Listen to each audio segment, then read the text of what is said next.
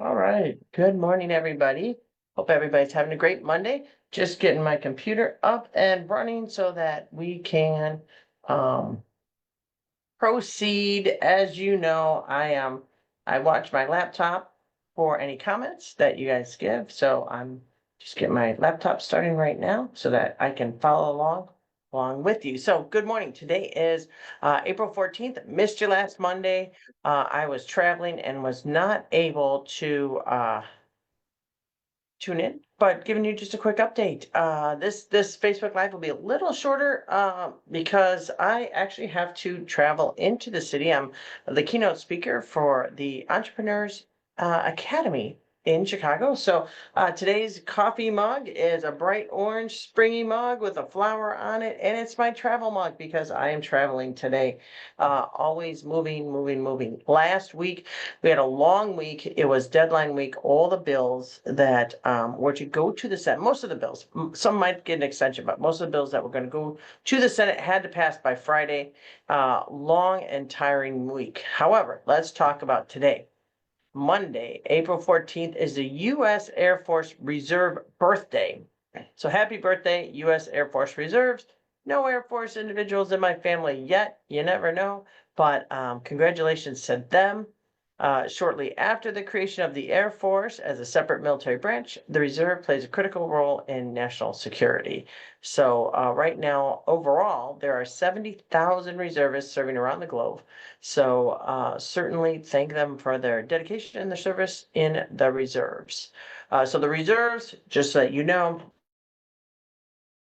they they do duty one weekend a month, and then they also do some training throughout the year. Myself, I was on active duty, which is 24/7 for 4 years. They are at the ready, so they're the second line of defense to be called up when they're needed. International Moment of Laughter Day. Believe it or not, today is International Moment of Laughter Day.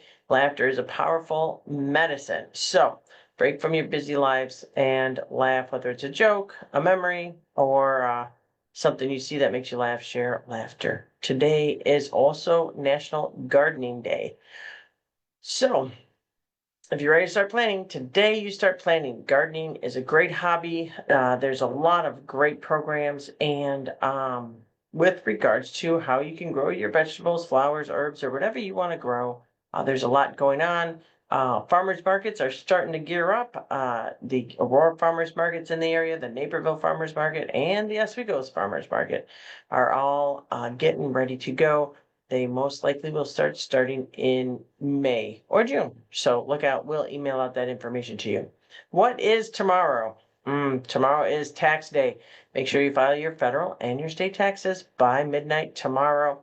But tomorrow is also Jackie Robinson Day. So in 1947, Jackie Robinson made history as the first African American to play Major League Baseball, breaking the color barrier with the Brooklyn Dodgers. His number, 42, has since been retired across all the teams, but on April 15th, every player wears it in his honor, so look for the number 42. Jackie Robinson's legacy is a reminder of the power of courage, perseverance, and equality in the face of adversity. So certainly do that. And to all my Jewish friends that are out there, I want to wish them a good beginning of Passover today.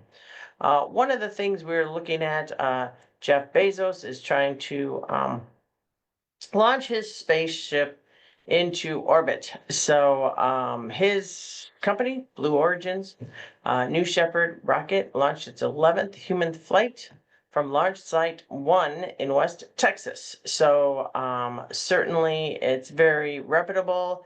They have all females on it. I wouldn't really call them crews because you gotta go through a lot of training to actually be with NASA and crews, but they're participants on this flight. Katy Perry, we know her, journalist Gail King, aerospace engineer Isha Brow, civil rights activist Amanda Nugent, film producer Carrie Ann Flynn, and pilot Lauren Sanchez. So certainly it's supposed to last about 11 minutes, and they will experience a few minutes of weightlessness as they briefly cross the Karma line. So certainly take a look at that. For those of you that don't know, the Kármán line is internationally recognized boundary of space 62 miles above Earth. So that's kind of cool. So anyway, what happened last week? So a couple things that sponsored. Um, as I've said, we work with the Department of Defense liaison, and they had an initiative to support survivors of domestic violence and military sexual assault for those service members or veterans that are going through a traumatic time such as that. So most importantly, it creates the Domestic Violence Fund that helps service members, including veterans who experience domestic violence during their time, is to provide funding for transportation, court costs, things that can help them that they might not have. As you know, we have 3 military bases here in Illinois: Rock Island Arsenal, Great Lakes, and Scott Air Force Base. A lot of these individuals that are serving on active duty, they're far away from friends and family as they are here in Illinois. And if they get in a situation of military sexual trauma or violence and they need to get courts and they need to travel to and from different appointments, this helps them with some of those expenses. It also promotes an avenue for some pro bono legal representation if they need it as well. And it empowers military commanders to issue emergency orders of protection. So always looking out for our active duty members and our veterans here in Illinois. Another bill that passed, I've been talking about this for a couple years now, is mental health access for youth in DCFS care.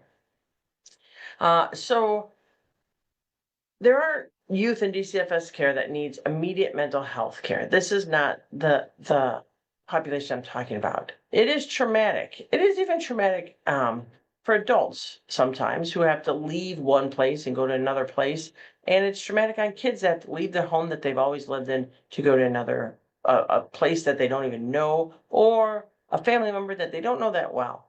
The example is that a child can be taken out of their home and put in their grandma's house. Well, I can tell you from my life, I would not want to live with my grandmother. My grandmother was great to visit on weekends and holidays. I don't think I would have wanted to live with her. So it's still a change. It's still a traumatic event to a degree. House Bill 1872 requires a mental health and wellness screening within 45 days of entering care and annually afterwards. So it's not saying that there is a problem. It is just saying that it's a health and wellness checkup for your mental health needs if you're a child in care. Certainly it goes on to the Senate. We hope to pass that as well. And then we are working towards pension fairness for public safety workers. Of course, we are making that our public safety workers in the SCRS system, they put time and service in, and what we're finding is that there is a deficiency and we need to adjust the law. So it did not advance, but it's a pension bill, and we're working on a larger pension bill. So I'm hoping this will be part of it. I will make sure that it is. As I said before, the speaker invoked a 5-bill rule, which meant that many of the bills that I had been working on, I partnered with other individuals to help pass in the law. So I started the bill, and my fellow veterans in the House finished the bill. One of them was a great bill. I've talked about it before, and it was a bill with regards to the Veterans Services Task Force. So we had a task force. It was called the Veterans Ailments Task Force. The veterans that were on it worked really well, loved it, wanted to continue their work. So we're extending this work. I started the bill. I passed the bill on to Representative Brandon Schweitzer, who's another fellow Marine Corps veteran, to carry the bill across the finish line. He did. It goes off to the Senate now. Certainly that's a great program. And I'm very excited to move forward. Representative Dan Swanson also carried for me a bill that, believe it or not, that changed the apostrophe in Veterans Affairs. So if you want to talk about, I don't know how long it's been that way, but it was Veterans Affairs with an apostrophe, meaning possessive. And now we have Veterans Affairs with a without an apostrophe, which is inclusive and plural. So all veterans really do belong in our Veterans Affairs, and so it's a really good bill. I also certainly worked with Representative Swanson. He is now the chair of Veterans Affairs, and he introduced a bill to help our veterans overall. So what it does is it really really gives them services and assistance that they need. So really truly appreciate all the work that they did with regards to helping with the bill. And really, we couldn't do it alone because the speaker invoked the 5-bill rule. So other bills that I passed besides the domestic violence bill and the mental health access bill, I also worked with and passed off to Representative Moylan, which is the Harold's Way sign, allowing our veteran service officers to apply for their designation for Harold's Way signs from the Illinois Department of the Illinois Department of Transportation. I worked on the bill and passed it off to Representative Bradley Fritz. This was my bill, and Representative Fritz put it across the finish line to modernize the safety rules for motorcycle riders and to reduce injuries and fatalities on Illinois roads. So if you didn't know, we do have a motorcycle rider safety class, and certainly it needed to be updated. There was some issues, and actually it was in jeopardy of not happening. And we certainly need to have and make sure that we have safe riders in there on our roads. In fact, my son went through it too. So certainly it was a great thing. And again, Representative Fritz got it across the service line. One of the other bills I passed, I actually only passed 3 bills. We had a 5-bill limit, and for some reason, on Thursday, they told me I couldn't call 2 of my bills. Very disappointing. But there's a lot of changes in the House this year. I'll leave it at that. But one of the bigger bills that I passed was 1362. This is regards to service members' employment. And now we talked about reservists with regards to the Air Force reservist birthday. This bill, working with our Veterans Assistance Commissions, I was able to change an error that was in the computation of differential pay. So if an individual gets called up on active duty in the military, they're a reservist, and they work for a public entity, such as a firefighter, for example, there's a pay differential, which means that if they get paid more as a firefighter than they do serving their country, then the public sector picks up a little bit of that pay differential. What was happening is reservists who worked shift work, like I said, a firefighter or a police officer, if they work the 11 to 7 a.m. shift, 11 p.m. to 7 a.m. the next morning, they were actually getting 50% less differential pay than those that worked 8 to 5 every single day. So it's a technical change, but it's a really big change that does so much. So those are my 3 bills that I passed. Mental health access or youth and care, domestic violence, and making sure reservists get paid the proper amount of money that they have. Also, I did get on a couple bills to help out. In general, Representative Barbara Hernandez, I was a co-sponsor on this Operating Room Safety Act. Believe it or not, when you look at an operating room and you look at the individuals doing the operating, that's the doctors and the nurses. But there's another person in the room, which is they manage the surgical tools. So when the doctor says scalpel, that person gives them the scalpel. However, there's no training for that person.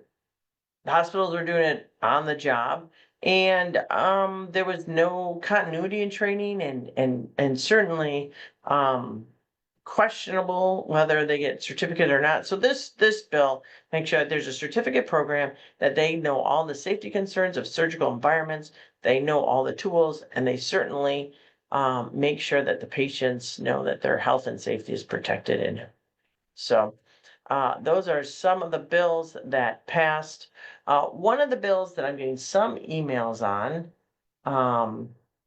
is a bill with regards to Native American mascots. So, House Bill 1237. I'll provide a bigger, larger update on this next time, next Monday. But the legislation is intended to promote cultural respect and eliminate harmful stereotypes, ensuring school environments are inclusive and reflective of all the communities. And I know that we have some Native American imagery here in Aurora, and that is understandable, but there is a waiver in the bill that the school can continue to use these mascots and this imagery if they are working with an actual Native American Indian tribe to make sure that it's accurate and that it's respectful. And so it's not everything needs to be wiped out right away.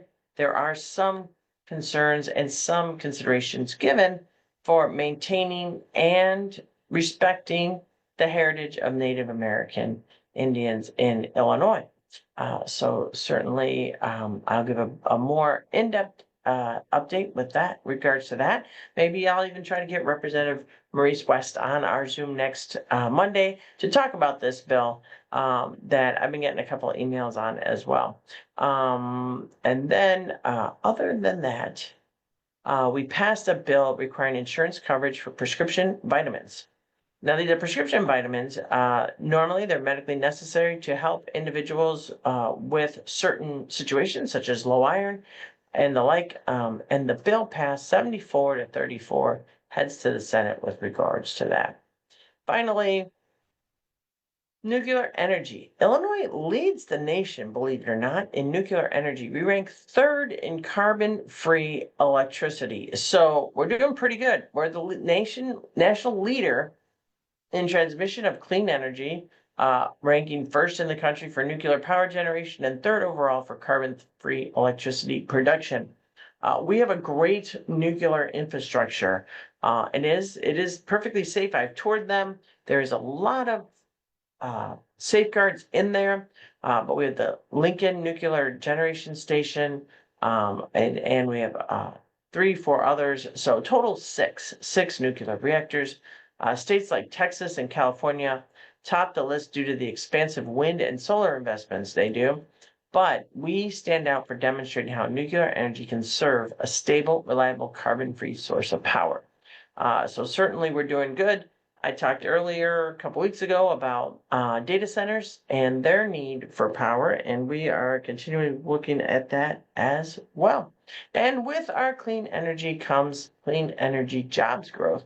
So we're looking at making sure that we have clean energy. We passed the Climate and Equitable Jobs Act, and we do deliver on that. And so the job growth, both in wind, solar, and nuclear sectors, Illinois was recently ranked among the top 5 states for clean energy job creation. So I just want to take a quick second there. We have Ellen on. Nice to see you, Ellen.